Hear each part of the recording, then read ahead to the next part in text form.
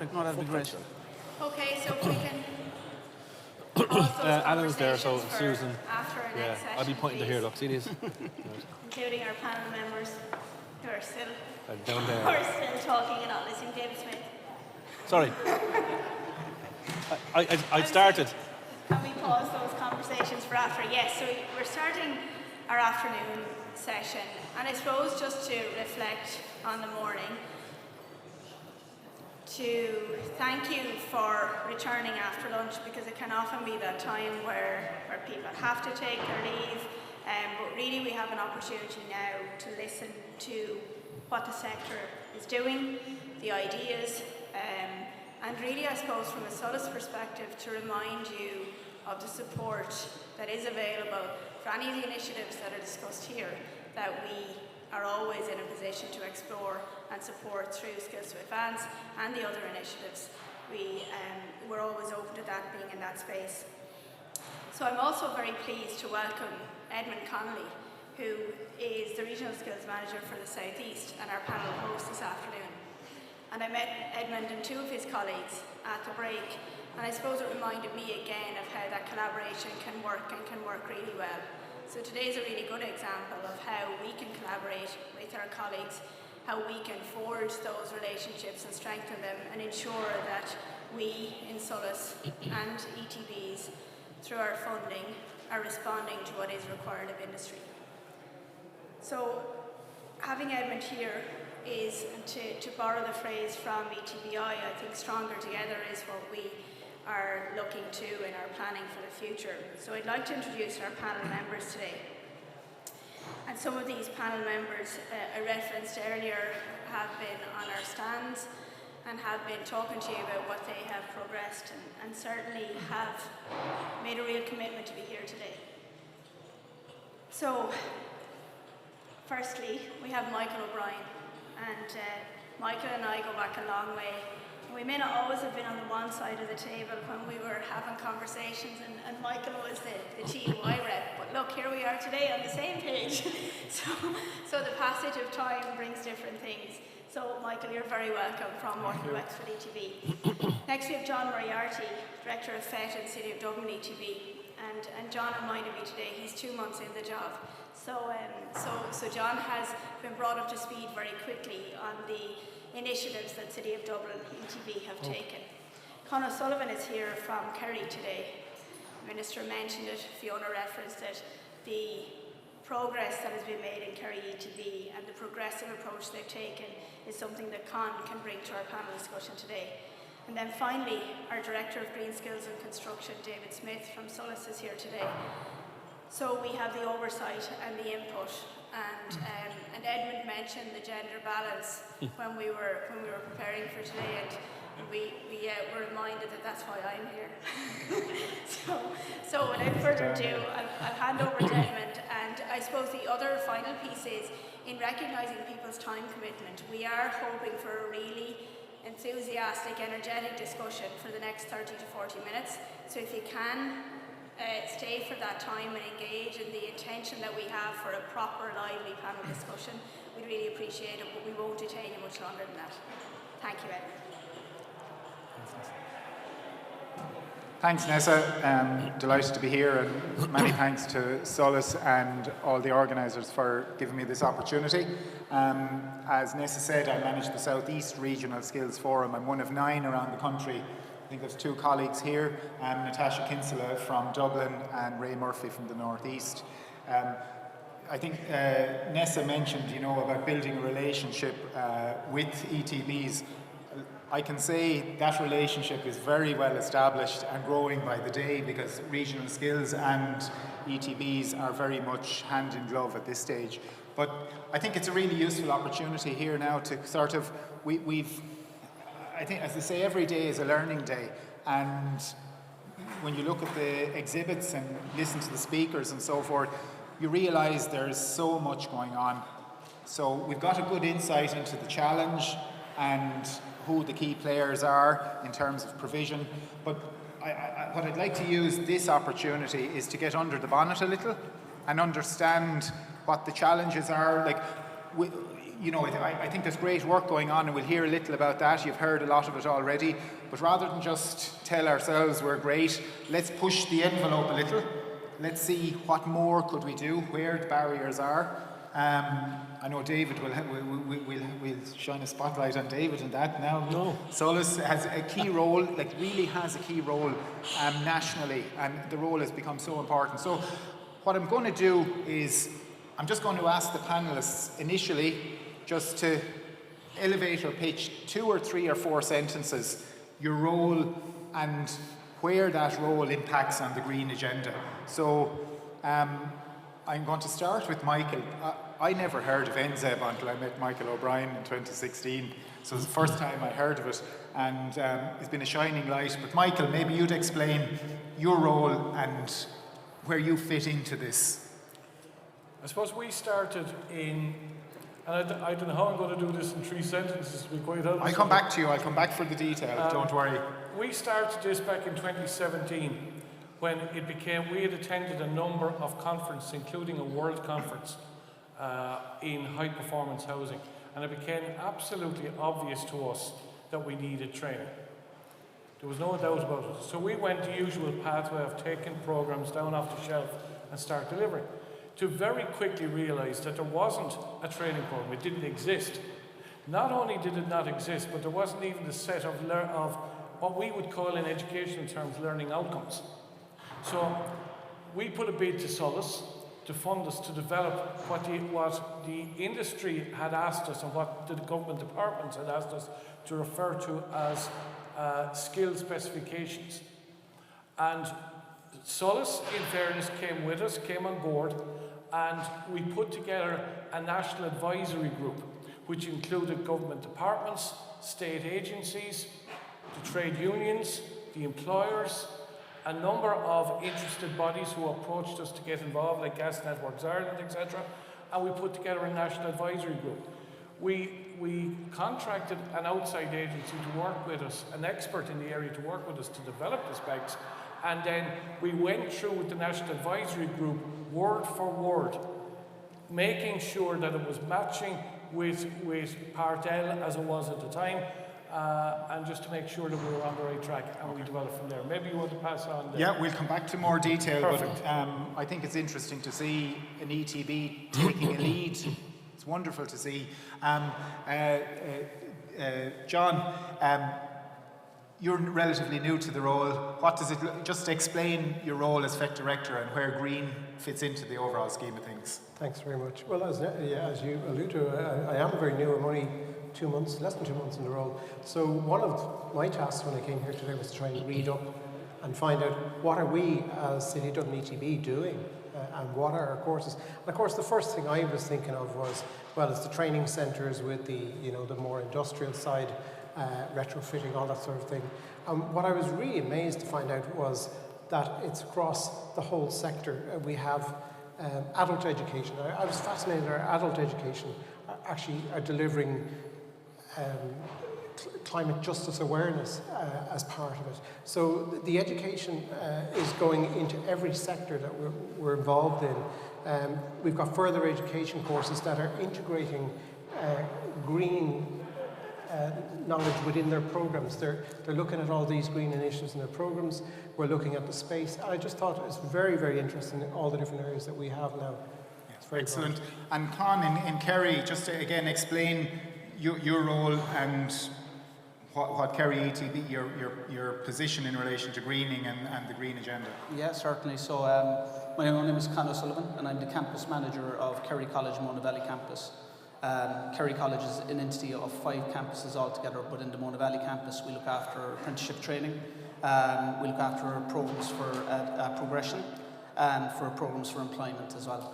And within under our campus we would have the industry engagement through the business support unit. No, I'm probably doing something wrong. Through the business support unit, and our service to business team would also be based in Mona Valley. Thankfully, well, I'm in Mona Valley 4 years, but there's a really progressive team in the campus there, not interested in standing still, in identifying programs and opportunities for development, and perhaps we get an opportunity later on to talk about some of them courses and some of the process of development. Indeed, yeah. And maybe David, then I just come to you.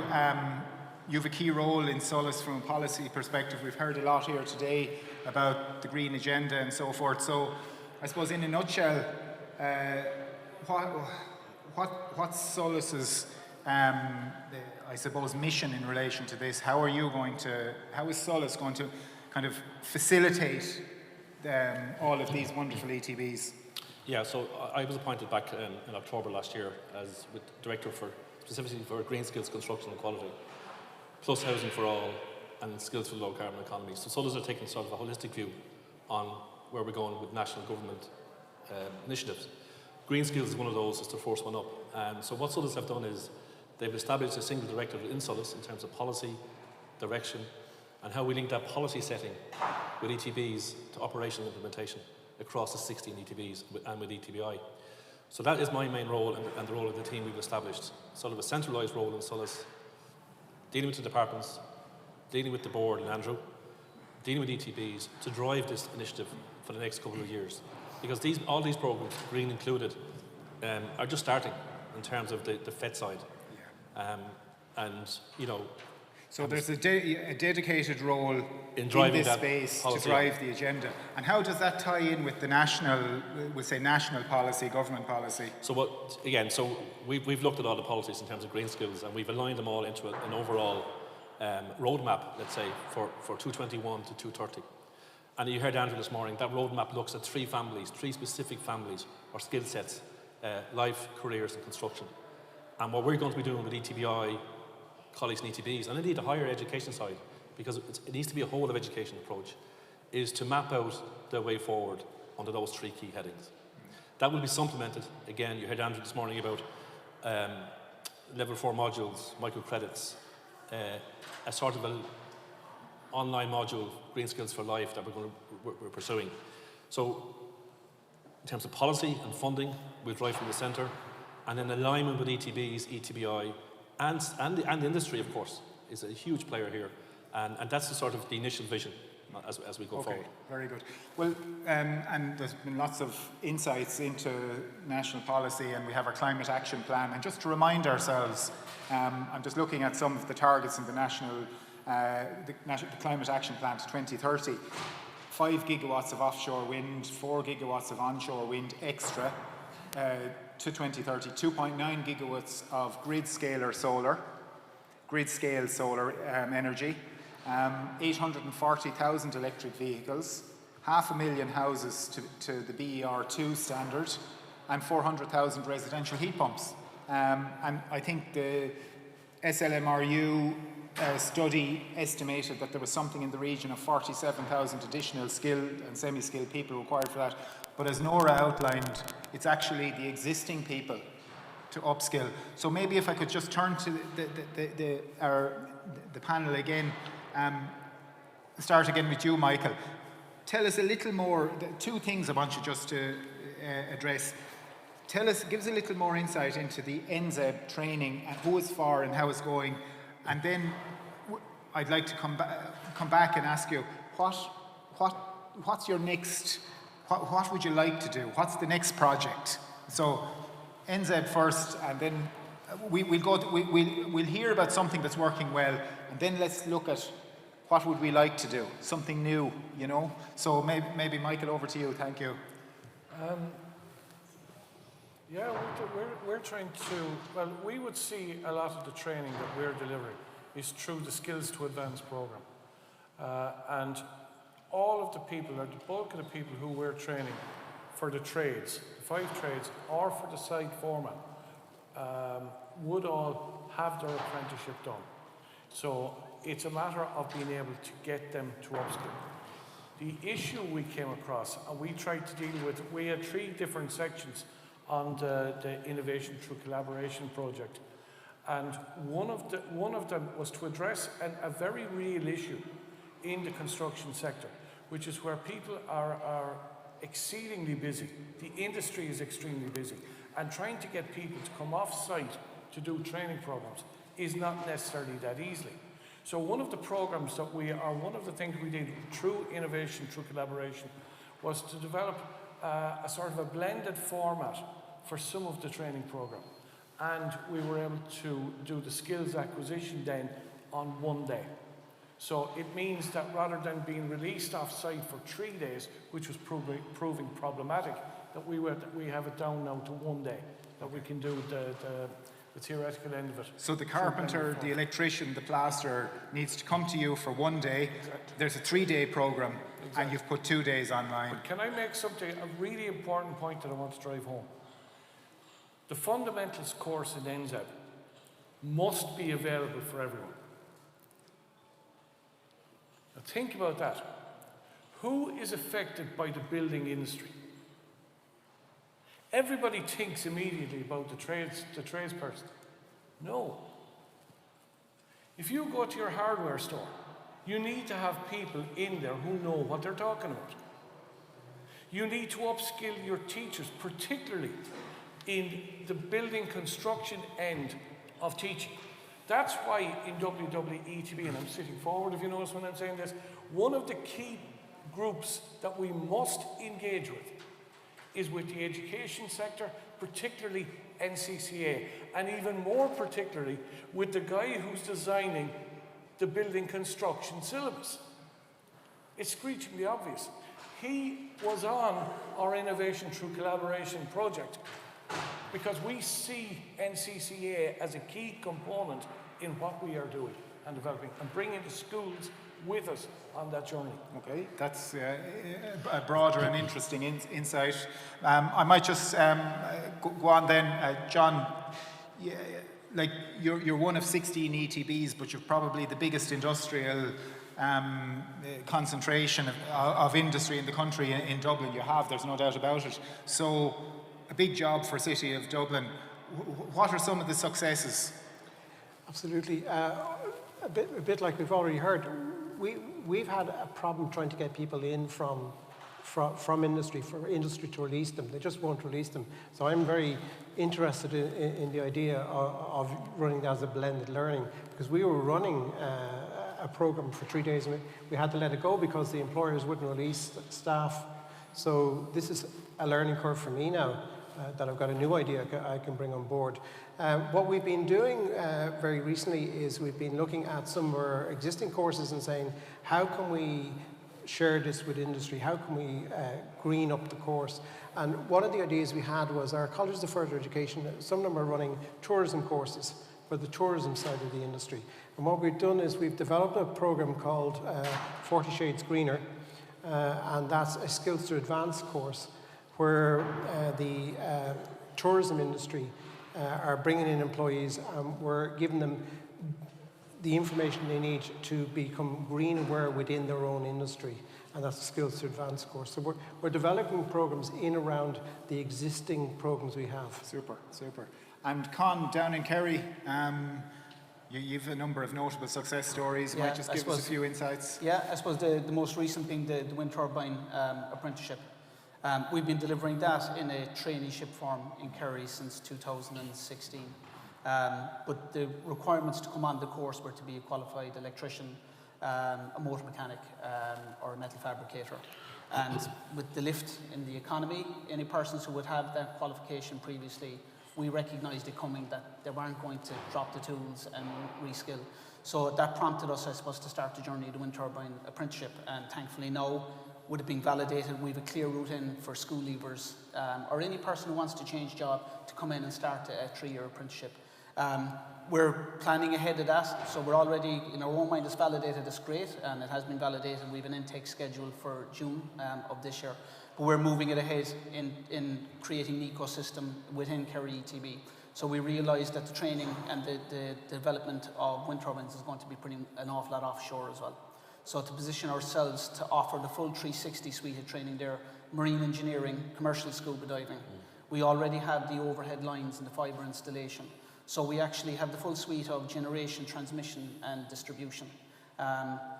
So we're very fortunate in that the culture is there to want to do that.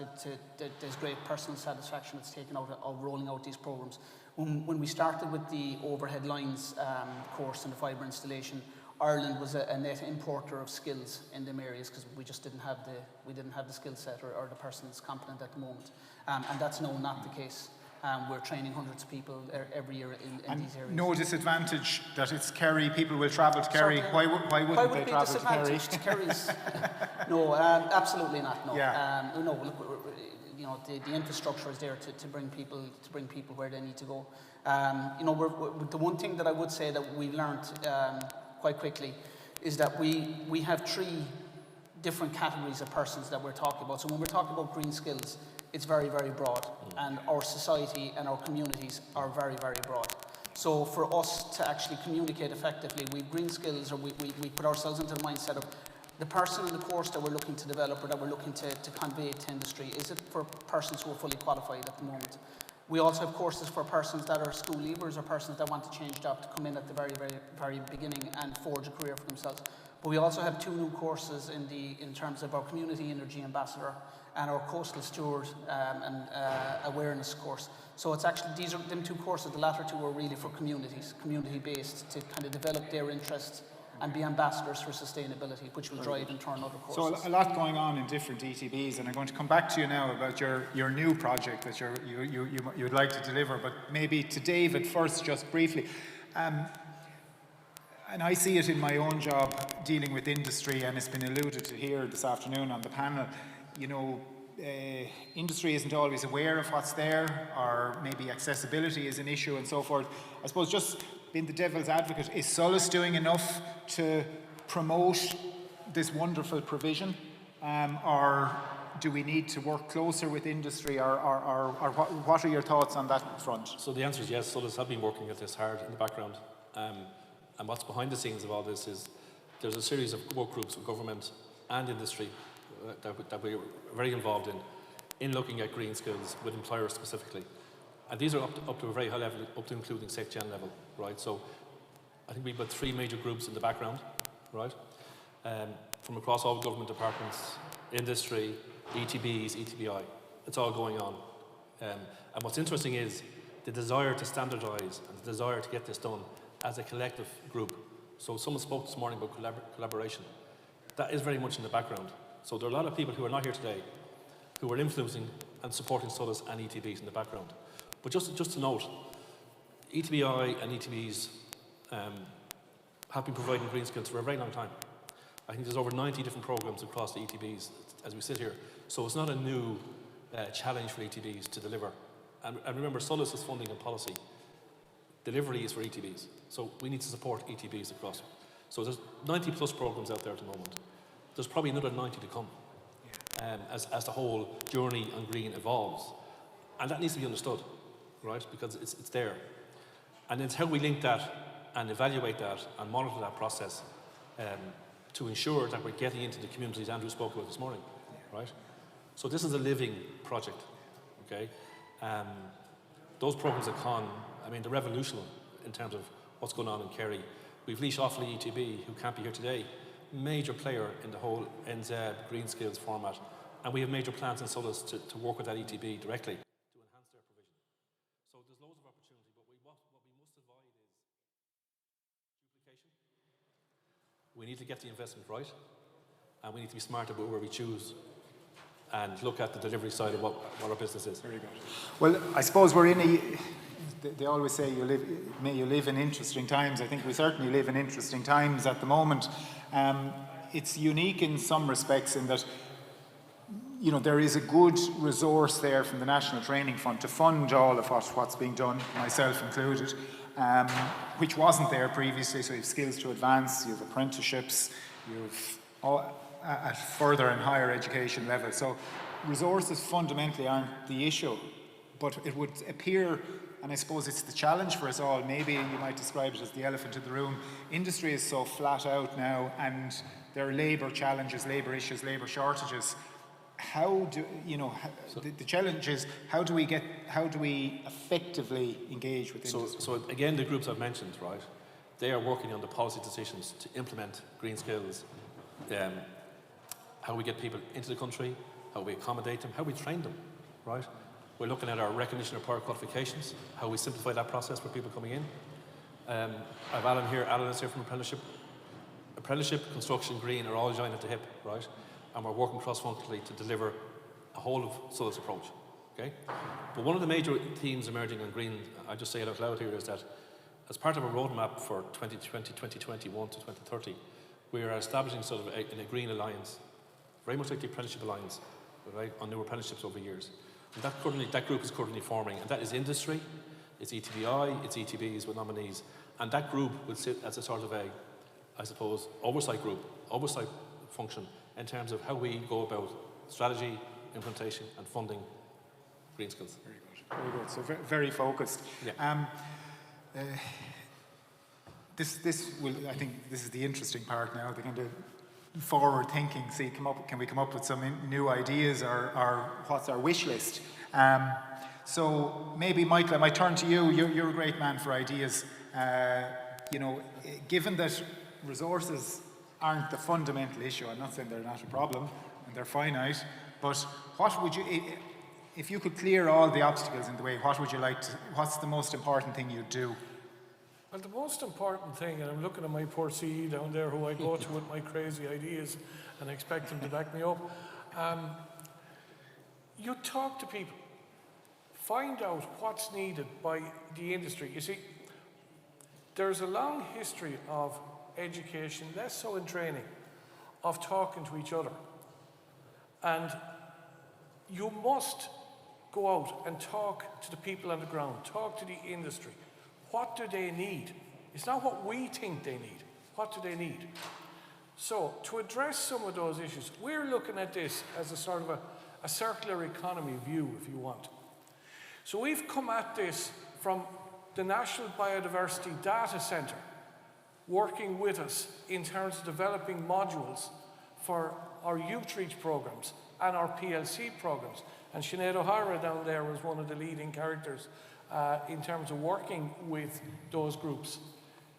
We have developed heat pump installation programs. There's 400,000 heat pumps need to be installed in this country in the next 10 years. And you have a new course. We have a new course. It's literally 2 miles from here. So if anybody wants to sign up, we're available in the back of the room.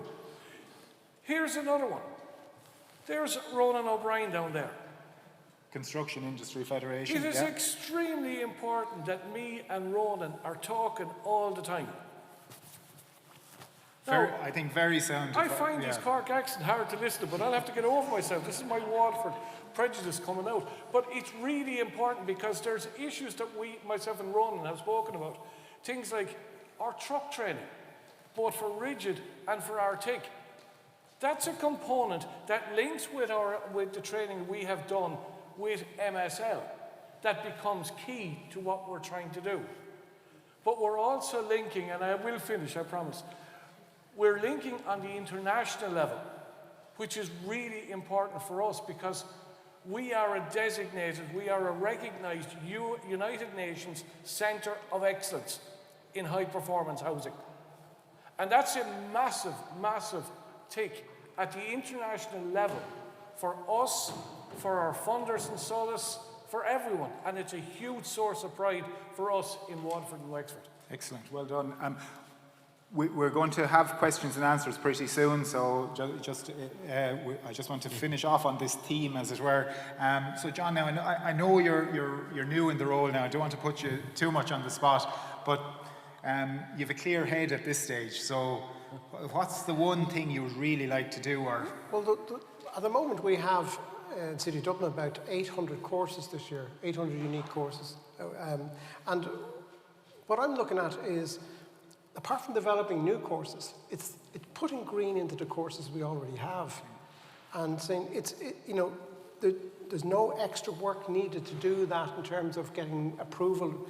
You can change the themes of what the courses are about. We have a good example of this out in one of our centres where they had a tourism course that included adventure tourism, and they've added eco-tourism to it without having to change the modules, just building a new element into it. So it's taking what we have as well and looking at that and saying, what can we do to change what we have already? I think Andrew mentioned it this morning about adding the green into all our programs and all our courses. Yeah. So make use of what's there and a greener version of them. And Con, to you in Kerry, what's the next big thing, or what's the next opportunity you'd like to grasp? I suppose our principal focus at the moment in terms of development is the whole offshore and positioning ourselves to be able to offer the full, that we're as a community and as a society, that we're fully self-sufficient in that skill set, and that we can generate and that we have enough of a throughput coming through to realise what we need to realise in that space. I touched on it earlier, the need to actually talk with the communities and to get out there to the communities. Like one of the courses that we have at the moment, and that it's on its second version at the moment, is the Community Energy Ambassador. Now, that wouldn't really sit in as such. I'm relatively new to the training space, but from what I know and what I see actioning every day in Tralee and Kerry in the training space, Community Energy Ambassador wouldn't fit in with a typical training course, because all we're trying to do is plant the seed. Why should I, as a layperson, as a domestic, as a house owner, as a business owner, why should I be interested in green? And if we can make them understand why they need to be interested in green, there's a whole load of things will follow on from that. A really simple idea. We're very fortunate again where we are at the Dingle Peninsula. There's huge work going on with the Dingle Hub and the Dingle Peninsula there. And we ran the first Community Energy Ambassador course back there. And we were out recently, I suppose when we thought we were coming out of COVID, and one of the times we thought we were coming out, we went out to Dingle and we met with some of the people out there that would have came through that course. And one gentleman in particular, a farmer, and just to see how he's after changing. We didn't give him the skill set in that course, but we gave him the knowledge to go and find there must be a better way and a more efficient way to do what he's doing. And now we're moving into the space of the Internet of Things for farming, which is just, it's like an Aladdin's cave. It's wonderful. There's so many things that can be done. And for us in the ETVs, all of these nodes, these devices, it's the recalibrating of them, the installations of them. And there are things that bring real benefits to the farming community, like actually linking the amount of milk in a tank versus the growth of the grass, the moisture in the ground, to tell the farmer when it's the best time to leave the cows out into the field, when it's the best time to spread slurry and fertiliser on the fields because of the moisture in the ground, that it's not going to roll off, what the water temperatures are like in the local. You actually connect your whole environment. And when you start doing that, and when that happens, a whole gamut of courses that none of us are even aware of yet start establishing themselves. Excellent, yeah, and it was great to see, and it's great to see the variety. And David, maybe I could, and after David now we might open it up to the floor, but no shortage of ideas, no shortage of drive to push ahead. Are we responsive enough to, as the engine behind them, to support them? Maybe if I could just, for example, the craft apprenticeships, most of the curricula, they have to be updated? Can that be accelerated? Things like that? So on craft apprenticeship, there's currently programs underway to modernise and update those programs. Full inclusion of green skills, NZ, all those programs. My colleague Alan and the team here, they're actually working that in the background. That's not an easy job. It's a big undertaking, because you're looking at you're trying to avoid the future, but the future keeps changing. So colleagues have to be very alert and very adept to trying to figure out which way we're going. Okay, so that's underway. But from a Solas perspective on green, Solas needs to look at green. Well, I need to look at green housing for all, because they are interlinked, right? Skills to low carbon economy. So it's how we gel those together actually in an overall activation plan operationally will be the driver. And I think critical is that we bring green into every community, every house and every school across the FET sector. That will be my ultimate objective, right? Okay, and we can only do that. Solas, we can only do that by working collaboratively with industry and colleagues here and our colleagues outside here, through the ETBs and through the HE side as well. So that is my initiative, that is my intention, to drive that out, a true partnership. Excellent. Well, thanks very much. I'm going to open it up for some questions. Apart from bad language, there's no holds barred. Easy ones. Particularly interested to hear from, some of the industry voices. I know there's a lot of education and training providers here, but so we have a question down at the back. Hi, how are you? Siobhan Lauder, Department of Social Protection. I'm not going to, it's no question, I'm going to prompt David to talk about some of the work that we're doing together in relation to creating that pipeline and working collaboratively across government in terms of creating a pipeline into employment, including the work that we're trying to progress, working with the ETBs and exposing young people and returners and other people like that into careers in construction and associated skills. Good observation. So maybe a quick word on Thanks. that, David, because it's really important, you know, career changers, job seekers, people coming into the country, that they're equipped and supported. So thanks, Siobhan. And what Siobhan references is that what's been going on in the background, I mentioned earlier there's a lot going on. So through DESP and Siobhan secured some funding from the Department of Taoiseach to establish a sort of a collaborative approach in terms of how we recruit for the construction sector. What that means is we've established with ETBI, Solas and indeed Siobhan's team in social protection a dedicated unit now that will look at recruiting and activating people for work in the construction sector. That whole new unit will work between ETB, Solas and social protection. It's a brand new concept. It's about to be launched by Minister Harris and Minister Humphreys, I think, in the next week or so. What it does is it allows us to get into the nitty-gritty on the ground within training centres and start working with learners in the community, matching the job requirements, the training requirements, and building that competence from the ground up. It's a very, it's new, very innovative, and I think actually it'll be here for a long time because it's just focused on construction. Excellent, good to hear. Any other questions there? Don't be shy. Michael, and I think Con made reference to, oh sorry, did I miss a question? Yes. Oh yeah, Seamus Hine from TUS. Thanks. I suppose I spend a lot of my time horizon scanning and benchmarking against European, so I think we've spoken a lot about really excellent best practice from an Irish context. I'd be interested to hear from any of the panels, are they looking at Europe, because this green skills agenda is a European problem, and I'm at many events and talking to many European colleagues, it's the same problems, shortage of people, upskilling. Have you looked at examples across Europe that we can bring back into Ireland and learn from what, instead of duplicating? Good question, Seamus, thank you. Yeah, maybe Michael. I just, I suppose, when we were putting our training centre together, putting our programs together, we went out to take a look in Germany at some of what they were doing. We went to New York, we took a look at the training centre in the Bronx.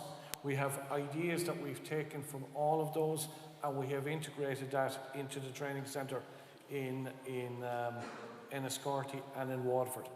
But we also have visitors coming into us. We've had the World Bank in. We've had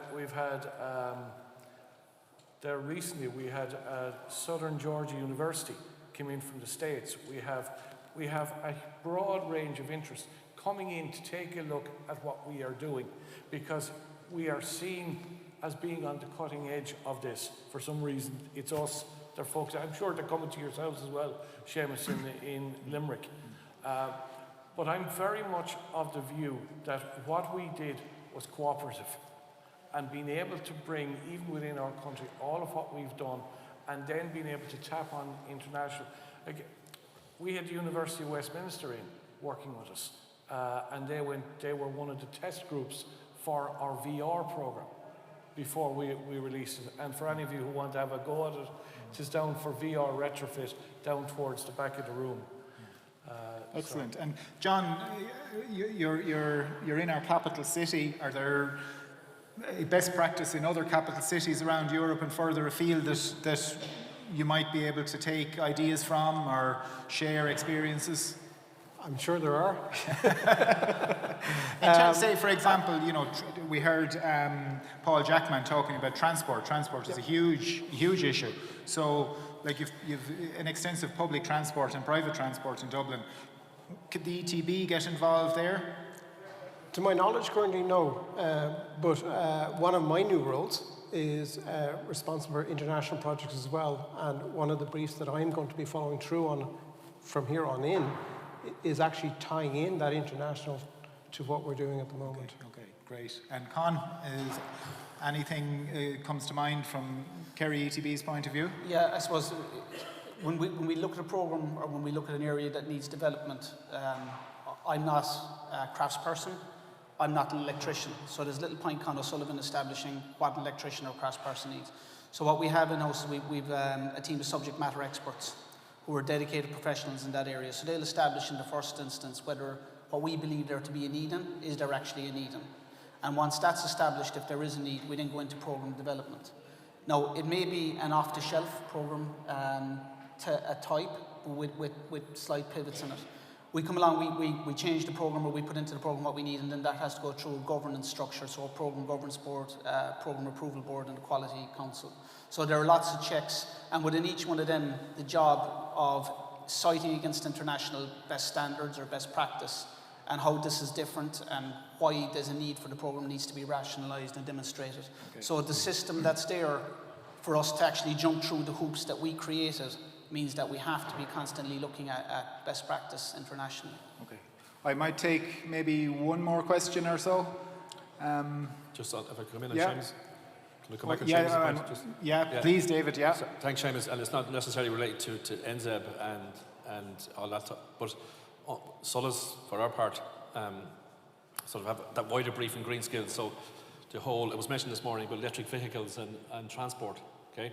So we are looking and working with companies in the UK and Germany about how we start to think about implementing the technologies and centres required to service the EV technology space for new cars and trucks and buses. That's a whole skill area that Solas are pursuing at the moment.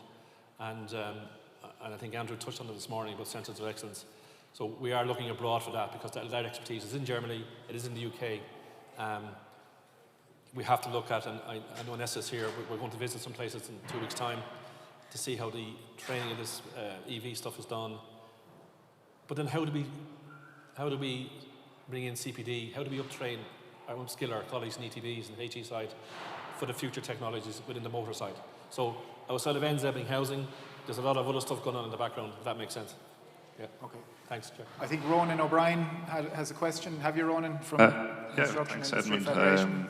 No relation to Michael, by the way, when he mentioned me. So, I suppose, just from an industry point of view, I think every speaker we've had here today has talked about that the courses are there, but they're struggling to get people in. We've found, in fairness to all the ETBs and Solas, there's never been as many courses available. Whether it's a dry lining course with TIP ETB, the NZEB courses in Waterford, Wexford ETB, the water utilities courses in Laois Offaly, they've all been fantastic, and there's never been a better time for guys to go on courses. But the problem is that the industry is flat out. At the minute, we're trying to get lads in from abroad through work permits, because there's literally not the guys here. So it's a huge issue, and Michael's dead right. It's adapting the courses to try and make it as easy as it can possibly be for the guys to do the courses, and outside of the normal site hours if possible. So evenings and weekends, trying to limit at that time they have to travel. So collaboration there with the likes of ourselves and construction companies is key. And I suppose, just to make one comment, and not to be critical, but the new Apprenticeship Alliance has been set up, and the Construction Industry Federation doesn't have a place on it.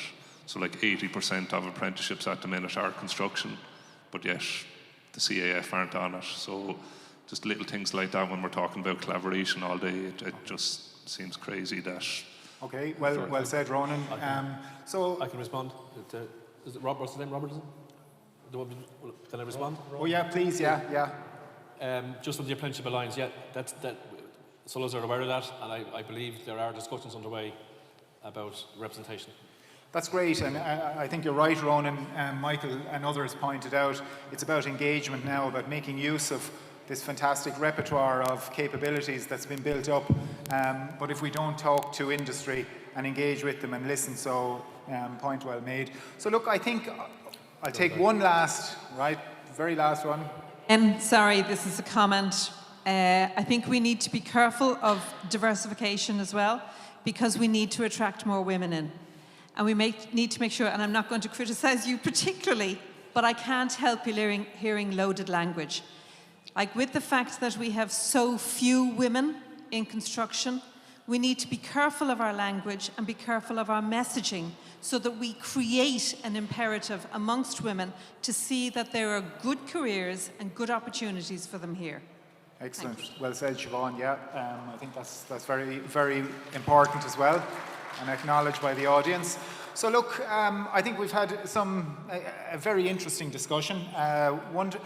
These are 3 ETBs with the support of Solas, reflecting what 16 ETBs are doing around the country. So there's a lot going on. It's really about, I suppose, there's lots of, from my perspective, there's lots of policy in place and so on. It's about implementation. It's about walking the talk now and engaging with industry. So I'd just like maybe to ask you to show your appreciation to our panel, Michael, John, Con and David. And I'll just hand you back to Nessa for some concluding remarks or further direction, as it were. Thanks, Nessa. Thank you, Edmund, and to the panel. A very informative discussion has been had. And I think to take Ronan's point up, really, the takeaways from today are what are we going to do differently and what are we going to act upon now? So the benefit of having a day like today gives Solas the opportunity to reflect and act. And our chief executive is never found wanting in terms of taking things forward in that space. So for me, the takeaways are we need to engage with NCCA around future-proofing the thinking in education and training in terms of our teacher cohort. From the Haulage Association, we need to raise the issue with the RSA. How can we support that? How can we've made some moves. I learned lots about what Mayo Sligo Leitrim were doing and how I think there probably could be a lesson in vehicles, cars, not to mind heavy goods for efficient driving. NZEB for life. Myself and Benin were speaking about how we would make that something that was funky and something that was a requirement. And we thought SafePass just didn't have the same ring to it as something. So look, who knows, we may even have a competition for what we'll title the NZEB for life space. And that's again something that Solas will take away from today. David mentioned the upskilling piece. So we have a role to play in that, in the professional development strategy in collaboration with ETBI. That's something that we absolutely know. On the further education and training side of staffing piece, that's something that we are committed to, and today has certainly reinforced that view. Edmund asked what he said was the devil's advocate question, but a really relevant one. Can Solas do more? And I think we can always do more, but I think we all in the room can do more. So from a Solas perspective, today's reinforced for me something I really want to deliver on this year, which is thematic workshops where we share the best practice. You know, the question was raised by Seamus, about looking at European and international best practice. I don't think we're always good at sharing enough of what we do across our sector. So that's certainly something that Solas will be on the transformation agenda, leading out on thematic workshops where we share the good stuff and we reward and support other ETBs then who want to replicate that. So we can have best in class for all in class because one ETB has taken the initiative and is doing it. So I think then the final piece is really looking at our flexibility in delivery.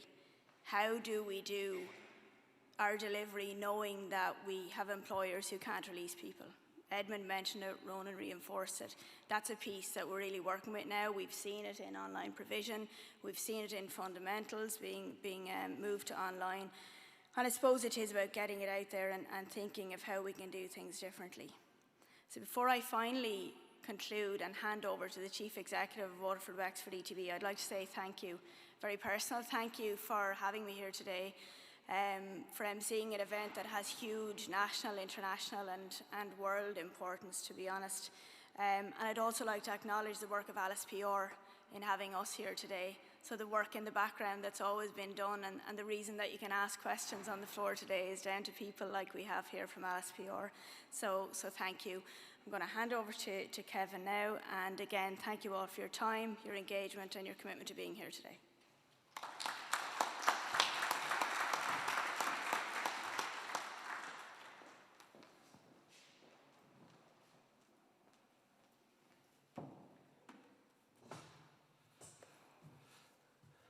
Good afternoon, everybody, and I can assure you with that sunshine out there, I'm not going to delay you very much. Thanks, as I said, Nessa, for managing today so well, and for everybody who took the time to be involved here today. Whether you were presenting, whether you were being quizzed through Edmund's very thorough questions there, or whether or not you were making points from the audience. I just want to congratulate everybody who has been involved in the organisation and the presenting today, because the Green Skills Summit for FET is a first, and it's also unique. And it's something, I suppose, to me, that was of vital importance to have a milestone event such as this, just to allow leaders such as yourselves who are in the field, to be aware of the abilities of the FET sector, to be aware of the opportunities that it gives us, to ensure that, as Nessa said earlier, that Green Skills gives the opportunity for us as a country to grow, develop and deliver in this area. I don't think I'm misquoting it there, Nessa, but it's in that general area of words that you used. Another word that's been used an awful lot today is collaboration, and the word collaboration has been used a lot, but it's also all part of the success of the whole project. The project would not be successful without that. I think that as a country, we have possibly come late to the concept of collaboration. This would ensure that our society would benefit to the greatest extent possible, but sometimes we get into the silo approach. We have to win something. We have to be the best at whatever. That is not the answer to this country's needs, in my opinion. Even the organisation of today's event was a good example of collaboration with, Solas, Steve Ferris, CTBI, WWETB and Waterford, or I should say Wexford County Council. When I say Waterford, I always say Waterford because I started with Waterford and Wexford Education and Training Board, and I find it very hard to disentangle. I'm not from Bunclody, so I'm not it's not the first thing off my tongue, so apologies. Just as my colleague Michael O'Brien there, who spoke so eloquently earlier on, he said, I suppose he enforced that we shouldn't be insular in this regard. It's not what we think that what is required in FET. It's not what we think. It's not, we've got to look outside of ourselves. We have to engage with business. We have to engage with industry. We have to engage with higher education. We have to engage with our funders, very importantly. And then there's a plethora of regional bodies, and I will definitely forget some, but the local community development committees, the local authorities generally, the institutes of technologies, which are now going to be technological universities, the regional assemblies, the regional skills forums, the various government departments who play a huge role in this whole area at local and national level. If we don't collaborate and know what people like that are thinking, they can't and won't work with us. And can you blame them? But I think what a recent policymaker in the Ferris said to us at a meeting was that yes, we can be very good at policy and we can do lots of things, but actually we cannot deliver one single person on the ground. And I think if we can get that message across, that we all have this role to play at different levels, the silo approach will disappear and we can see the benefit for everybody. Yes, within WWETB, we have pioneered some programs. And now we like to think that we work well with our colleague ETBs to ensure that those learnings that we got can be brought to every community in Ireland in the areas of green skills. Likewise, though, we are the beneficiaries of much work that has gone on across the other 15 ETBs, ETBI, and can I acknowledge the General Secretary of ETBI here today, Paddy Lavelle, who plays a great supporting role in this area, Solas and the Ferris. And I applaud Solas in particular for their foresight in putting forward projects such as Collaborate to Innovate, Skills to Advance, etc., which enables this kind of fresh and whitewater thinking that is required to innovate in this area. And innovate is what we need to do in this area. Terms like housing for all, retrofitting, NZEB, etc., they're all key areas that have been discussed. But the big picture is the Climate Action Plan and the need to provide for 51% reduction in greenhouse gas emissions by 2030, and that is some task. Now, it was very pleasant reading to read the SEAI report recently, where we saw how well the sector had done in terms of reduction over the last number of years. And I think ETBs and Solas and others in that area should be congratulated for their work. But by God, can we sit still? Not a hope. Discussions like today are so important in this context. Sharing ideas, information and thinking. Asking the hard questions as well, which I was glad to hear some being asked. So to conclude, thank you to Solas, Andrew, Nessa and Maria and our team for today's kind of, I suppose, leading the work towards today's summit. Thanks to all the speakers, colleagues here, those from earlier on. Thanks in particular to the guest speakers at the beginning, Tony Larkin, Andrew and Dr. Fiona Maloney. It's always all about the learners. Never forget that. In our business, we can never forget that. It's great to see the presentation of the search this morning for the Train the Trainers programme, and special thanks to Seamus Hine from TUS and to my colleague Michael O'Brien, who were the leaders in that whole programme. Special thanks also to Minister Harris for his presence. By the way, part of the reason I left here today was to bring the Minister to the Enniscorthy NZEB Centre, where he was impressed and where we're obviously trying to ensure that he understands the need and the requirement for such centres to develop and be enhanced. I think his inspirational words and constant support for the FET sector are very important, and we have to acknowledge him for that as he strives to ensure that FET, including apprenticeships, is seen as a mainstream career choice for the young people of Ireland. And he is a minister who has actually gone out of his way to make that point. I think we have to keep supporting him in that regard and keep telling him to say it, because it's so important that he knows that it's been heard. So thanks to all of you from a range of interest areas. Can I say in particular the CIF, who we worked really strongly with over a long time, who play such a huge role in supporting the development of green skills, and without whom we would not be able to make the progress we make. I hope you all enjoyed today. Great thanks to Wexford County Council, to Tony Larkin and Liz Hoare, who put their fingers to the wheel, and to David Minogue for all the work that they've done, and I really want to acknowledge them. And I think, as Tony said earlier on, ourselves and the local authority in the ETB, we work really, really closely together, and once again, that's back to a collaboration. But we're both winners from that. The best of luck to Tony. I think he's probably gone. I think he's gone to his shredding machine now as he prepares to retire. But I want to thank him sincerely for stepping in at the last second, and obviously replacing our own chair, Barbara Ann Murphy, who was unavoidably absent through that awful 5-letter C word, and Tom Enright, who is a great support here as the Chief Executive of the Council, and who has had an awful tragedy in his family. So look, I hope you enjoyed today. Thanks to everybody. Safe home, and as I said, hope to see you all in the sunny southeast another time. Thank you very much indeed.